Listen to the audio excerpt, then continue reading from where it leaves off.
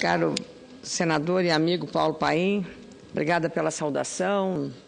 Nossos telespectadores da TV Senado, ouvintes da Rádio Senado. Senador Paim, eu já abordei o tema ontem, porque participamos da cerimônia muito concorrida do lançamento do Plano Safra ontem, mas como falei em período da comunicação inadiável, foi um tempo muito escasso, então preferi voltar ao assunto porque o senhor conhece bem e está agora também, como eu, envolvido nesse trato das questões das consequências prejudiciais que os embargos comerciais da Argentina estão representando para um setor muito caro e muito importante para a economia do nosso Estado, e somos o senhor, o senador Simão e eu, representantes do nosso Estado na Casa da República. Então, esse processo e o próprio setor agropecuário tem um peso relevante na economia do Rio Grande do Sul, que começou lá há séculos com as charqueadas e hoje tem uma agricultura de alta precisão que é elogiada no mundo, com manejos tecnológicos de preservação do meio ambiente e especialmente com a aplicação de plantio direto na palha, curvas de nível, a chamada agricultura de biotecnologia, agricultura de alta precisão. Então, um Estado que promove, através das suas grandes exposições, a vitrine da nossa produção agropecuária, da agricultura familiar, do médio produtor, do grande produtor, em grandes eventos como é a Expo Inter, que está por se realizar agora em agosto, setembro. No mês de março se realiza a Expo Direto em Não Me Toque, que é uma das feiras tecnológicas mais importantes do país, se não a mais importante no segmento, além das feiras regionais em todo o Estado, mostrando o potencial que o setor da produção primária, agro, silvo, pastoril, ou seja, agricultura, plantio de florestas e também a pecuária, representam para o conjunto da economia do Rio Grande do Sul, que tem uma grande vocação exportadora. E, felizmente, também tivemos ex-ministros da Agricultura importantes, Cirne Lima, Francisco Turra, Pratini de Moraes, que deram uma excelente contribuição, e agora também o Ministério comandado por um gaúcho, nosso amigo, deputado Mendes Ribeiro Filho. Ontem nós pudemos lá presenciar, junto com representantes de lideranças do setor agropecuário, como o presidente da Farsul, Carlos Esperotto, do Cláudio Bier, presidente do Sindicato de Máquinas Agrícolas, e também agora presidente interino da Federação das Indústrias do Rio Grande do Sul, demonstrando exatamente a parceria que está sendo feita. Então, por isso eu volto ao tema hoje aqui, senador Paulo Paim, porque quem trabalha no campo, se dedica à agricultura, vai entender o que eu começo a falar agora. O ano para o agricultor, para o pecuarista, começou nesta semana. Como acontece sempre nesta época, o governo lançou ontem o Plano de Agricultura e Pecuária para a Safra 2012-2013, o chamado Plano Safra. Na prática, o anúncio desse plano significa traçar o mapa dos investimentos e das perspectivas de um setor que é um dos carros-chefes de toda a economia brasileira, em particular, claro, da economia do meu estado, do Rio Grande do Sul, também do senador Paim. A atividade agro-silvo-pastoril é uma das que mais emprega no país, tal qual como na área urbana a construção civil, e tem sustentado os números positivos da economia nos últimos anos, apesar dos castigos que a variação climática, seja pela seca, seja pela enchente, vem impondo ao produtor. Aliás, os números da seca, que assolou parte das lavouras, não só na região sul, mas também na região no Nordeste, aqui cito a Bahia do senador Walter Pinheiro, já representou uma queda substancial no desempenho do Produto Interno Bruto brasileiro, para revelar exatamente o peso que a agropecuária tem sobre a economia, que vinha apresentando números positivos exatamente em função dos bons resultados da produção que vem do campo.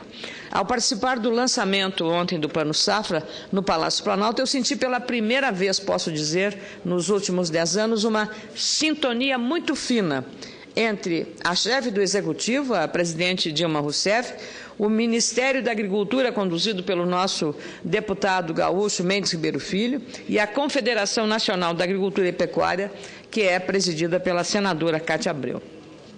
Falar a mesma linguagem, senador Paulo Paim, é fundamental para um país que é protagonista no processo da produção de alimentos, mas mais do que isso, um país que sabe e que vive um momento em que a produção precisa continuamente ser sustentável.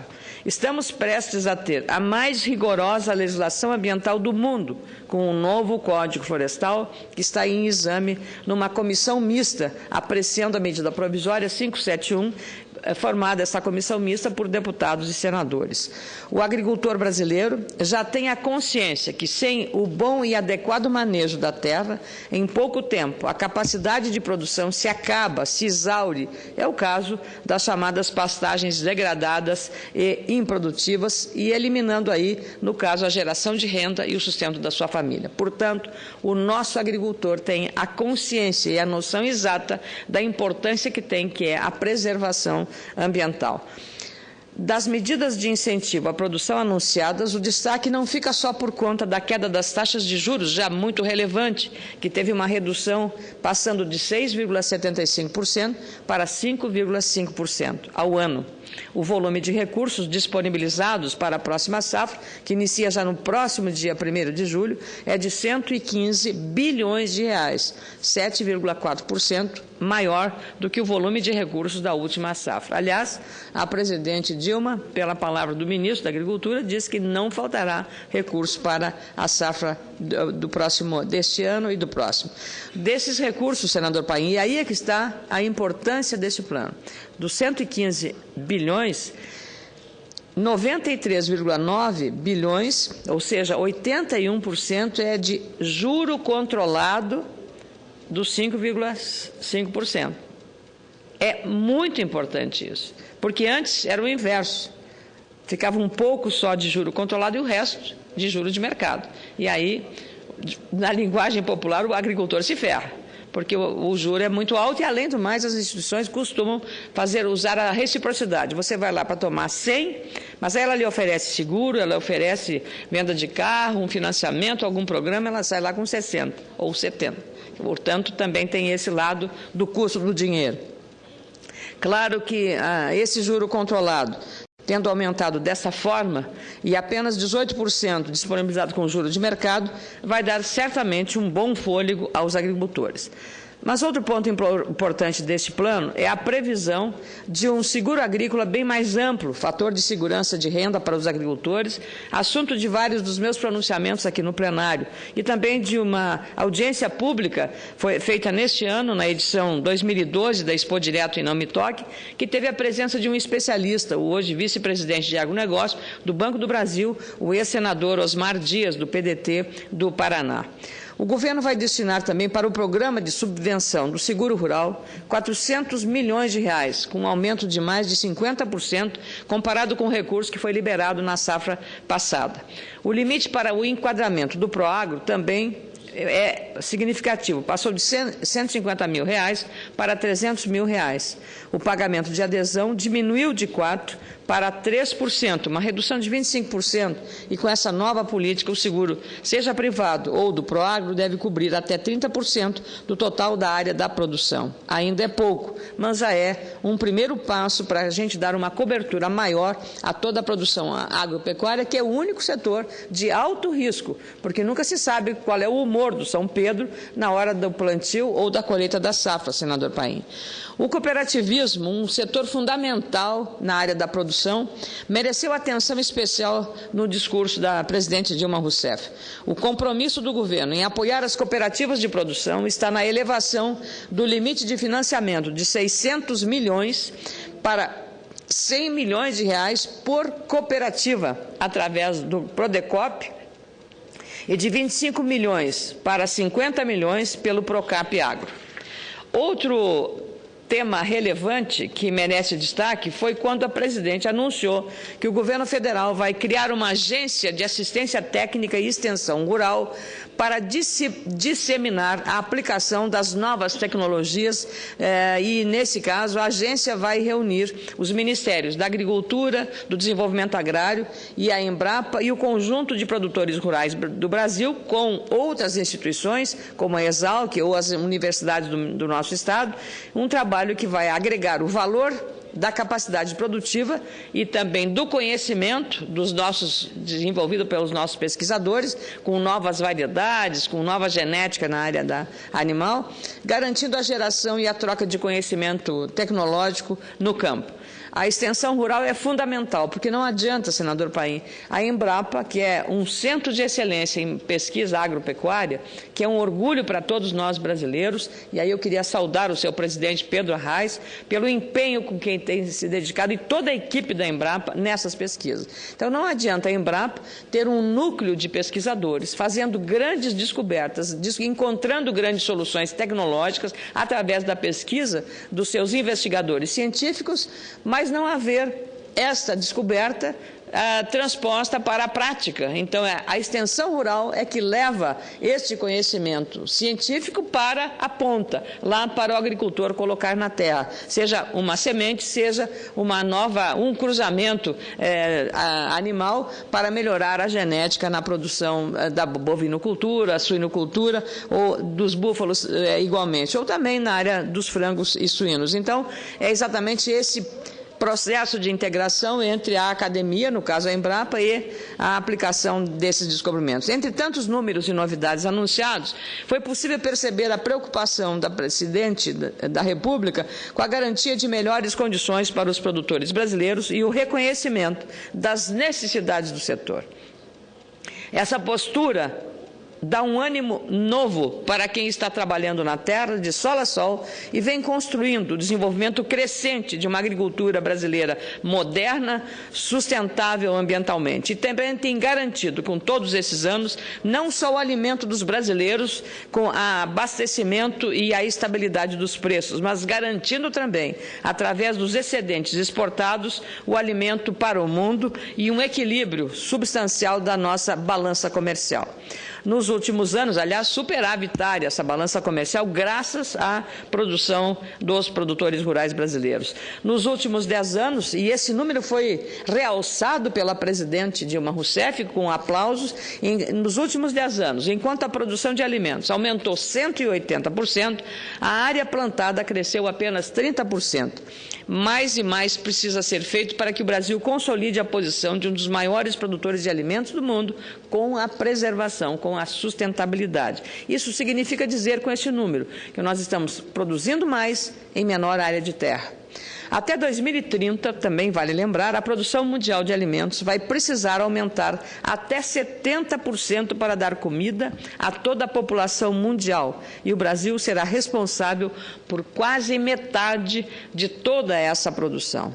Por mais que se avance, as novas fontes energéticas de produção e tecnologia, nada vai substituir a comida tirada do campo.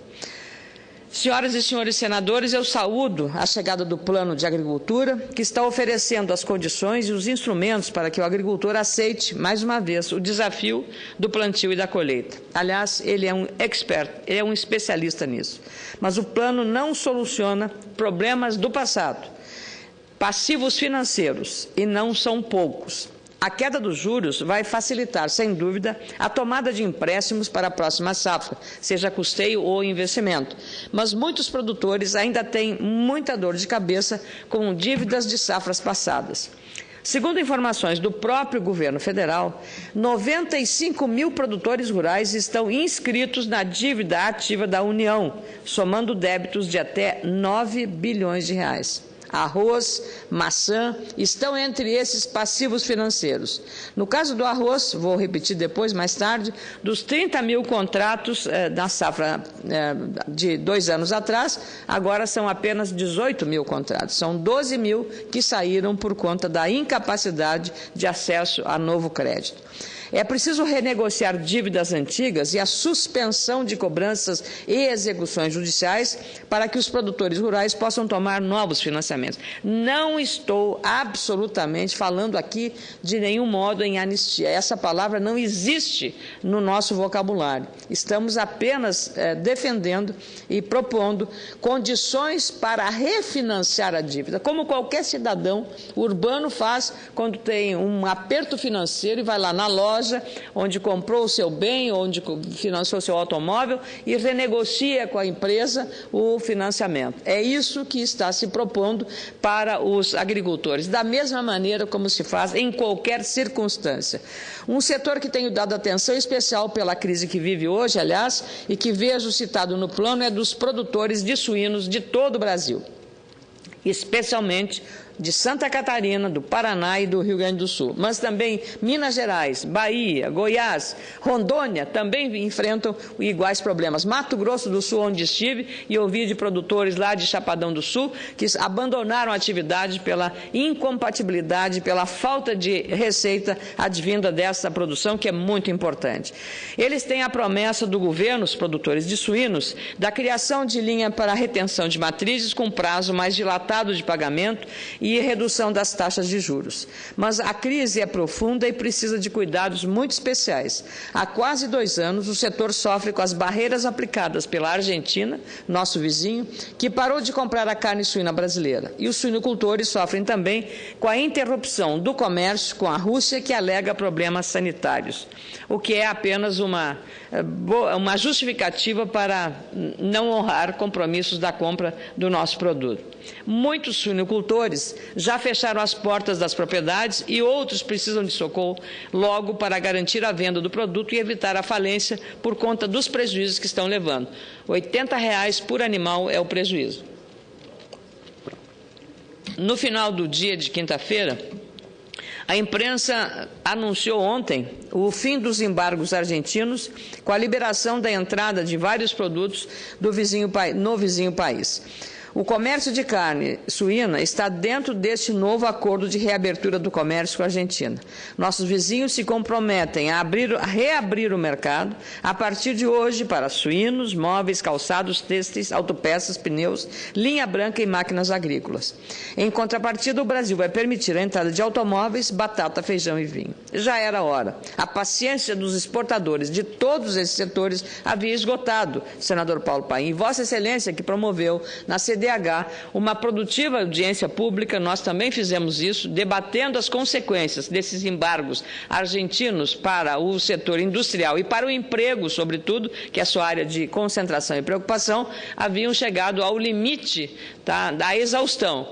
A própria declaração da secretária que representou o MIDIC é que o governo brasileiro não estava nada satisfeito com a situação provocada por essa demora da Argentina na reabertura do mercado a produtos brasileiros, manufaturados ou de origem agropecuária, como é o caso da carne suína. O caso dos calçados também, Vossa Excelência conhece bem, abordou aqui na tribuna, é um problema sério porque é mão de obra, porque o calçado, como os produtos perecíveis, ele tem uma perecibilidade que é a moda. Então, se não chegar na hora certa para o comércio vender, ele cai da moda e passa a ser um produto perecível com os mesmos riscos de uma fruta ou de carne mesmo. Então, esperamos que agora os argentinos e o governo da senhora Cristina Kirchner cumpram o acordo, porque em outras vezes a palavra foi dada, mas não foi respeitada.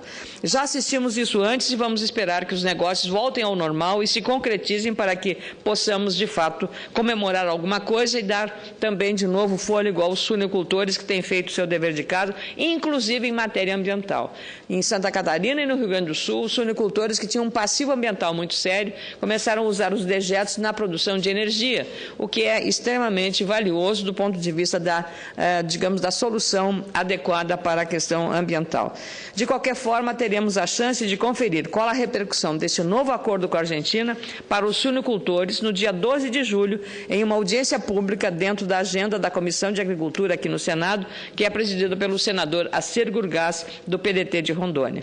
Os produtores de soja, maçã e arroz, especialmente do nosso estado, o Rio Grande do Sul, senador Paim, também estão com problemas no pagamento das dívidas, agravados pela ocorrência da seca que quebrou a safra de verão em algumas regiões, chegando a uma perda de 80%.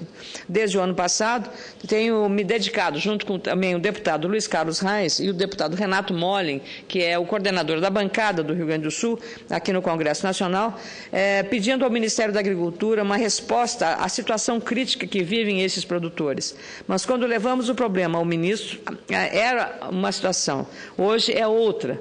Depois de somar as perdas acumuladas com a estiagem, o endividamento dos produtores elevou ainda mais.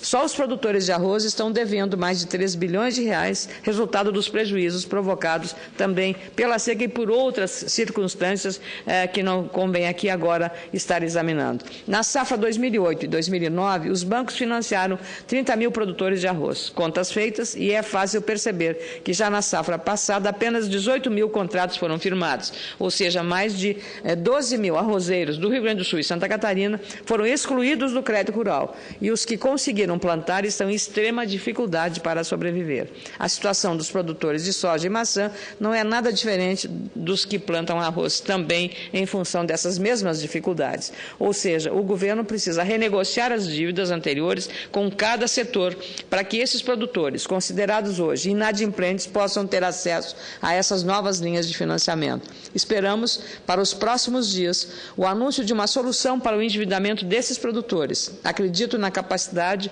de negociação e também política do ministro da Agricultura, Mendes Ribeiro Filho, que é sempre sensível às questões que a ele são levadas e também tem sensibilidade e conhecimento profundo dessa matéria. O governo federal sabe que é preciso dar segurança ao produtor rural para que ele continue fazendo o que realmente sabe, que é produzir alimentos e garantir o desenvolvimento sustentável para o nosso campo. Aliás, na próxima semana, a presidente Dilma Rousseff e o ministro Pepe Vargas, também do nosso estado, do seu partido, da sua terra, ex-prefeito de Caxias do Sul, onde o senhor nasceu, estará lançando o Plano Safra para a Agricultura Familiar. Da mesma forma, o governo virá com redução da taxa de juros para o financiamento de custeio e investimentos nesse nível da produção e, igualmente, aumento do volume de recursos. Também entre os pequenos agricultores existe um problema sério do passivo financeiro, porque foi isso levantado pela CONTAG, pelos movimentos sociais, mostrando a gravidade também da situação, trazido aqui para debate na Comissão de Agricultura. Outra garantia, a garantia de acesso ao conhecimento universitário. Agora é um tema que essa semana, esta casa, senador Paim, com seu voto, com meu voto, voto do senador Pedro Simão, conseguimos aprovar uma medida provisória que continha várias matérias, pelo menos 3 matérias. Uma do regime diferenciado das contratações, que é aplicado para as obras do PAC, outra referente à questão do ensino superior e uma da aquisição de ações da CELG, que é a Companhia de Energia do Estado de Goiás.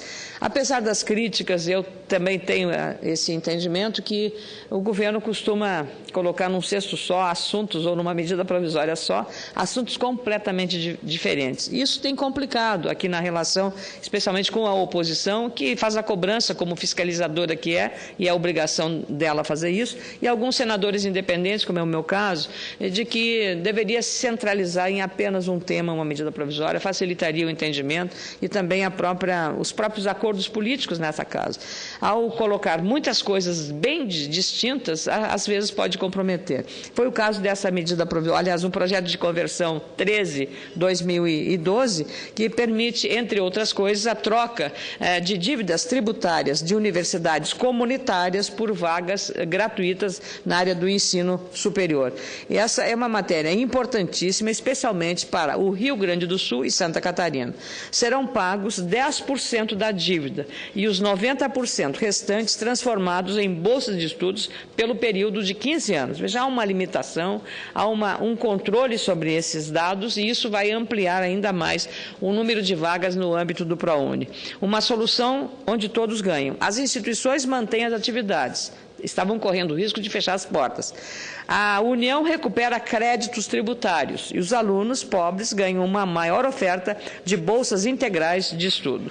Para participar do Programa de Estímulo à Reestruturação e ao Fortalecimento das Instituições de Ensino Superior, o PROIES, as universidades devem apresentar um plano de recuperação econômica e a relação de bens que serão dados em garantia ao refinanciamento das dívidas que poderão ser pagas em 180 parcelas mensais. Uma vez aprovado o pedido de inclusão no programa, a instituição de ensino deverá oferecer as bolsas integrais em sistema eletrônico de informações mantido pelo Ministério da Educação, o MEC, a cada semestre do período de parcelamento. Segundo o presidente da Associação Brasileira das Universidades Comunitárias, o reitor Vilmar Tomé, 4 universidades gaúchas já garantiram adesão ao programa: a Unicruz, de Cruz Alta, a Unijuí, do município de Juí, a UBRA, a Instituição Universitária de Canoas, e a URCAMP, de Bagé. Aliás, os representantes dessas instituições estiveram numa audiência com o ministro Aloysio Mercadante, da Educação, tratando deste problema, numa audiência extra-pauta para tentar adiantar e antecipar. Ao todo, no Brasil, cerca de 500 mil estudantes serão beneficiados com essas bolsas de estudo e poderão garantir o diploma universitário. Em tempo de busca de competitividade, uma solução criativa como essa não poderia vir em hora melhor. Até porque já estamos entrando no segundo semestre e os alunos precisam, e as famílias, programarem o acesso ao ensino superior. Aumentar as chances desse acesso eleva a possibilidade de termos mais qualidade no mercado de trabalho. Queria também aproveitar, senador Paim, para cumprimentar a ministra Ideli Salvati, que se envolveu pessoalmente na solução deste caso, chamando, inclusive, no dia que essa matéria foi apresentada, as bancadas do Rio Grande do Sul e Santa Catarina, estado que ela representa também, para discutir e apresentar os detalhes dessa medida provisória. Foi um momento importante, relevante, de articulação política. Também teve uma participação grande de deputados do meu partido, no caso, Wilson Covatti e Jerônimo Gergen, o deputado Luiz Noé, do PSB, e o deputado Paulo Pimenta, do PT, sempre muito dedicados nessa questão do endividamento, que eu também acompanhei pelo meu lado. Vossa Excelência também acompanhou e deu o voto favorável ontem para que isso fosse aprovado. E eu queria, ao finalizar, senador Paulo Paim, fazer um registro muito especial, porque no lançamento do Plano Safra ontem, uma figura que antes era uma área que às vezes tinha certas dificuldades de convivência pela forma como, às vezes, o exercício do poder era feito no Ministério do Meio Ambiente. O senhor deve lembrar o ex-ministro Carlos Mink e o ex-ministro Reinaldo Stefanes, que, por conta dessas questões ambientais, o ministro Carlos Mink, ao seu arrobo juvenil, eu diria, dizia coisas e ouvia. Quem diz o que quer, ouve o que não quer.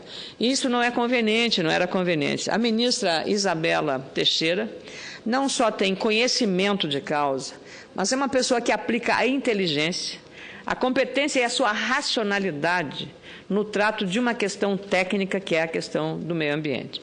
Ela teve um papel fundamental no Código Florestal e agora na Rio+20. Acho que ela fez um registro, inclusive, no dia que se debateu a medida provisória 571, cujo presidente é o deputado Elvino Bongás, para dizer a ela que eu não estou entre aqueles que acharam que a Rio+20 foi um fracasso e nem tampouco que foi um estrondoso sucesso. Ela foi uma conferência importantíssima, o Brasil teve um avanço significativo, se posicionou claramente, e aí se deve à participação do Ministério do Meio Ambiente e do Itamaraty, do Ministério das Relações Exteriores, porque muitas críticas foram feitas, algumas delas injustas. Eu penso que me surpreendeu até o fato de que não houve nenhum problema na logística para acomodar tantas delegações estrangeiras importantes, mais de 100 delegações, e mais, acolher milhares de pessoas que vieram, movimentos sociais de todo o Brasil e de todo o mundo, para estar no Rio de Janeiro. Então, não houve nenhum problema